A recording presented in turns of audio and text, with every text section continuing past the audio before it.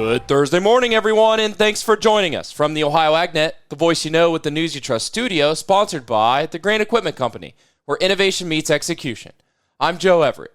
We're currently 69 degrees out here at the farm, and looks like it's going to be another hot and humid day today. Hopefully we can get some chances of showers. We'll have a full forecast update later on. Looking at the calendar, powered by soy biodiesel, we will be at the Hancock County Fair today.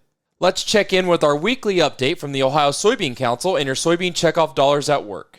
Joining me today is Dr. Horacio Lopez-Nicora. He is our soybean pathologist and nematologist with OSU Extension. Horacio, an organization we've talked about at different times is the SCN Coalition, and I know a lot of times they've got different resources that they make available for farmers.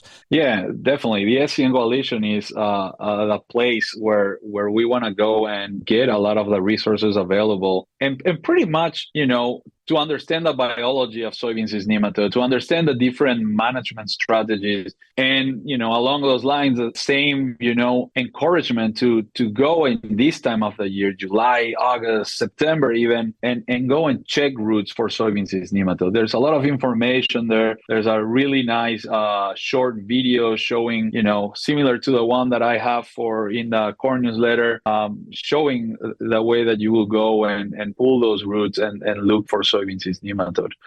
So, definitely when we talk about managing soybeans is nematode, when we talk about a hub, a center where we can go and really get a lot of information about this pathogen and how to manage it, the SCN Coalition for sure is one place that I would recommend people to go and take a look at. So really good place to find resources and to learn more about this pathogen and how to manage it. And with that, we should tip our hat to the Ohio Soybean Council as well as the other soybean councils across the country, as it's those checkoff dollars that go and help fund some of this research and pull those resources together. Definitely. You're right on point there. And the SCN Coalition, I remind everyone, is a public-private partnership entity, which really, which really makes information, to be disseminated more easily. But also, like you say, to have all these different partners provide the need that we as researchers should be, developing in our programs. So a great place to go and explore. My guest again today, Dr. Horacio Lopez-Nicora. And again, this update brought to you by the Ohio Soybean Council and your soybean checkoff dollars at work. Hey, thanks, Dusty. Well, retail fertilizer prices continue to be mostly lower, according to prices tracked by DTN for the third full week of August. One fertilizer was slightly higher compared to a month ago. For the fifth week in a row, no fertilizer price showed a substantial move in either direction. DTN designates a significant move of anything 5% or more. 7 of the 8 major fertilizers were slightly lower compared to last month. MAP had an average price of $816 per ton, potash at $493 per ton, urea at $492 per ton, 1034O at $639 per ton, anhydrous at $668 per ton, UAN 28 at $330 per ton, and UAN 32 at $373 per ton. Potash dropped below the $500 per ton level for the first time since the first week of July 2021, when the price was $491 per ton. One fertilizer was slightly higher looking back to last month. DAP had an average price of $745 per ton. Stay tuned. We'll be back to take a look at today's weather after this.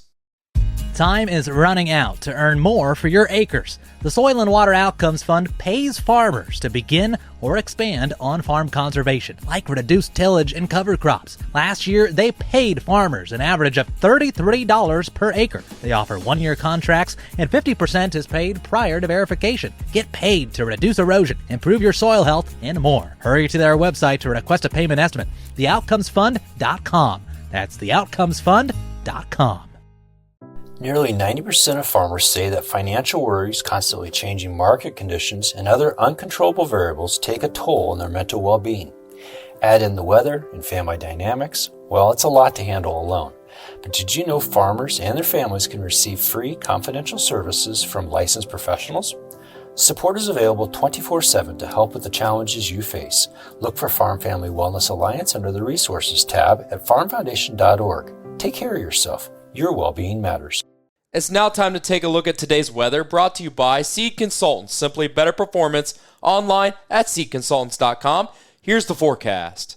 Very humid, and we still have chances of moisture over the next few days. I'm Chief Meteorologist Ryan Martin. Let's take a look at that Ohio Ag weather update. Here's what's going on. We've got this humidity and warm air mass that's sitting right on top of us, and it's still going to give us chance for a few scattered showers through the day today. However, your Thursday doesn't look nearly as active as maybe what we've seen the past 24 to 36 hours in spots over the eastern Corn Belt. And it's not as active as what we'll see tomorrow going into the weekend. We've got a frontal complex that's going to be pushing through.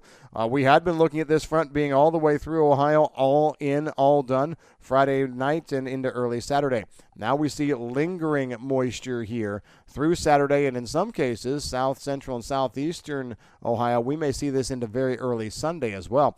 What that means, though, is areas south of I-70, all of you have a good chance at moisture even through Saturday, which will be helpful in some of the driest areas of the state.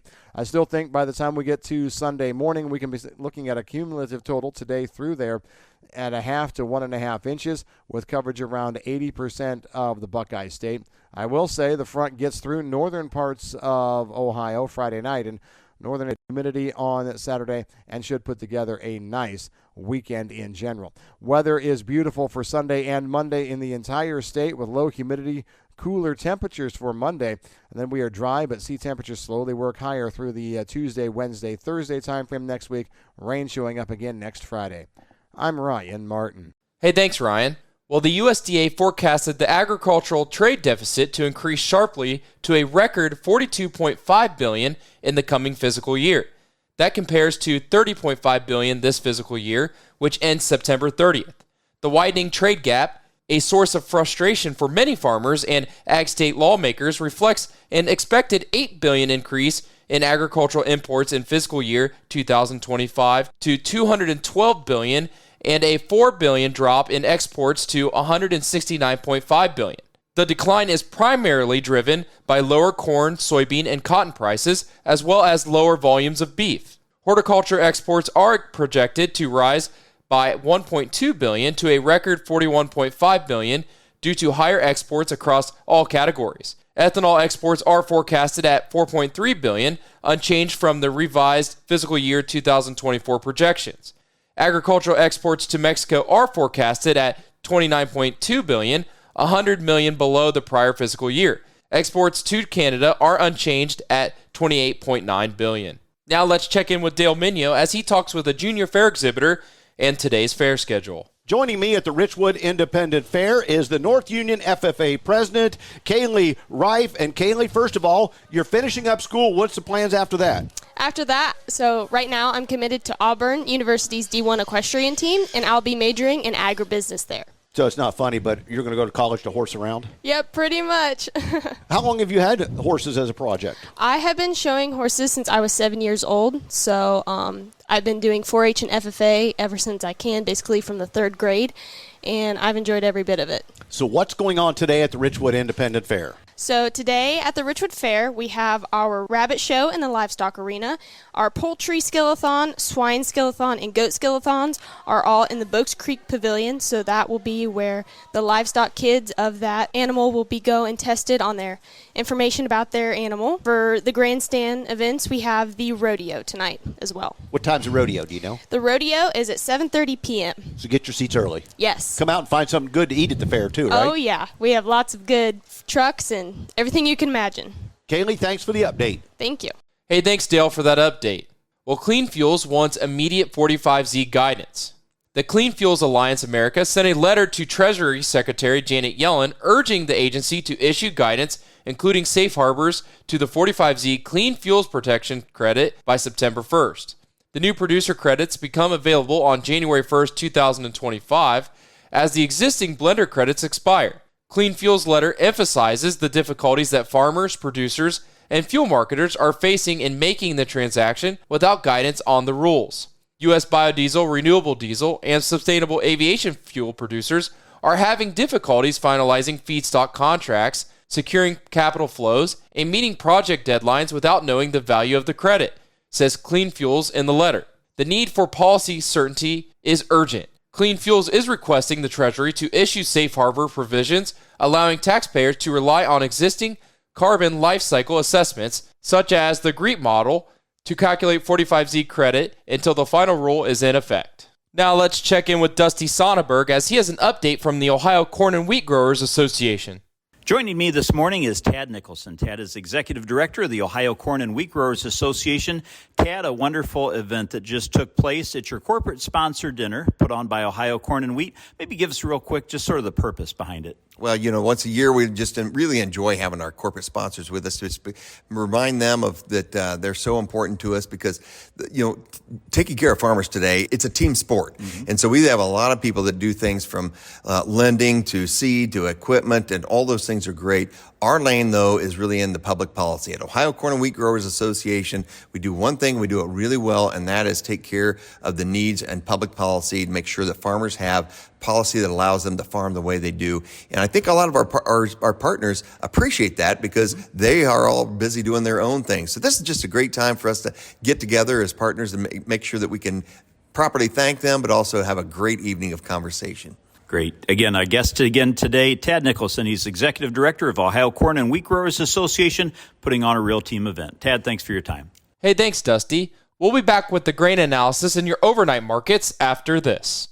Time is running out for your chance to win a free TV. All you have to do is subscribe or renew to your free subscription of Ohio's Country Journal. Subscribe or renew before September 20th, 2024, and you will be entered for a chance to win a free TV. Subscriptions are completely free, but we must have a new request on file from subscribers every 3 years. The process is quick and easy. Visit ocj.com/renew. That's ocj.com/renew.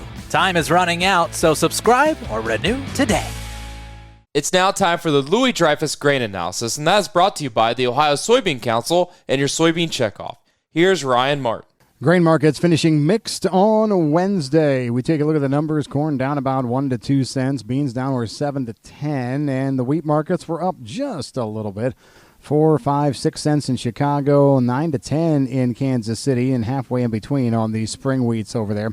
Not really a whole lot exciting in the daytime hours of trade yesterday. We did not see any major headlines, although China did bring out a little bit of talk. Last year, China alerted the market that imports would be in a seasonal decline into harvest. China, like India and Turkey, trying to exploit their domestic markets. The main fall off in the farm income is going to be a global problem, not just for U.S. farmers, and that's going to affect how much we move to China. So that was in the marketplace yesterday. Several different firms trying to talk about those kind of stories.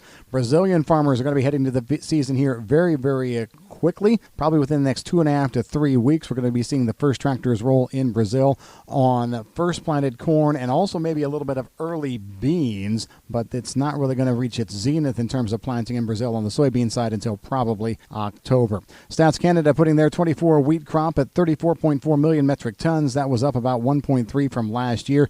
The gains coming in the Durham wheat crop. Moving into other stories in the marketplace yesterday, ethanol production, 315 million gallons, up 6% year on year, a record for the week. Ethanol stock steady at 990 million gallons. The ethanol grind is probably a little bit on the low side right now, so we'll see whether that gets tweaked in an upcoming WASDE or two. Meanwhile, managed money funds yesterday bought about 3,700 contracts of wheat, 2,900 contracts of corn, sold 1,200 contracts of soybeans. Outside of the weather, there was not much else to talk about yesterday. Weather looks a little bit better. Better chances of rain here through the rest of this week, and maybe not quite as hot as what we were the past couple of days. I'm Ryan Martin. Hey, thanks, Ryan. Now let's take a look at your overnight markets, brought to you by Seed Consultants. Simply better performance online at seedconsultants.com. Everything positive so far in Chicago. Let's start off with September corn, 366 up 3/4. December new crop corn, 391 1/2 up 3/4. September soybeans, 962 1/2 up 4. November soybeans, 979 1/2 up 2 1/2. September wheat, 516 1/4 up 2. Looking at livestock from yesterday's close, August live cattle 183.75 down $1.42. October live cattle 178.62 down 77 cents. October lean hogs 81.67 down 40 cents. December lean hogs 71.92 up 27 cents. September feeder cattle 241.30, down 62 cents, and October feeder cattle 238.57, up 20 cents. This is the Ohio AgNet.